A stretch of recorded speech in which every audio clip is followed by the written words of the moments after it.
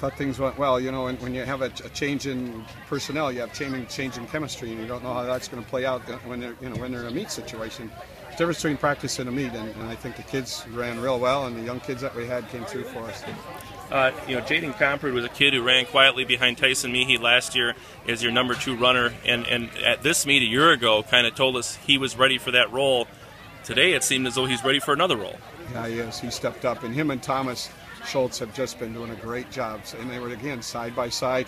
And I told him afterwards, if we start out like that, someday somebody's going to have a good race, someday somebody's going to have a bad race, but one of them will come through, and that's what they did today, and today was Jaden's day. You've seen their miles over the summer. Are those 2 kids that can do that from here forward? I mean, can they be those stride-for-stride runners? Because that can be pretty intimidating for other teams to see 2 guys up near, this far up in the front of a race running like that. Yeah, I think they can.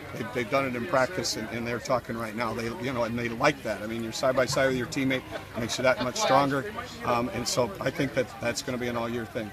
Take us through the other 3 guys that scored, what you saw out of them, and how they came out here in meet 1 of the 2014 season. We had Connor Hackett that has had a really good track season, and he's coming here and he's still doubting himself a little bit. He started out with those guys and then faded. He'll come on a little bit later, and then Blake Swiner was a guy who really had a big kick at the state meet for us and helped us pull that out. He came in, and then Sean Barbie was our 4th guy at state meet. So again, those guys are all kind of interchangeable, and then you've got a young freshman kid, Tanner Evenstad, who's coming there and in his first race and running real well, and Dylan Perrin. So all those kids are really interchangeable right now, and we'll see how it goes as we go through the season. Arnie, I know that this cross-country season is a marathon and not a sprint. One great race to kind of tell you where you're at. As you look at these team results, with a lot of cushion between you and Boscobel, I know a lot of talk in Albany about maybe a state meet run. Are you surprised by how well or how far ahead of those 2 teams in particular you were? Yeah, kind of. I was hoping we could be in there, and I have yet to see the times and compare to last year to see where we're at.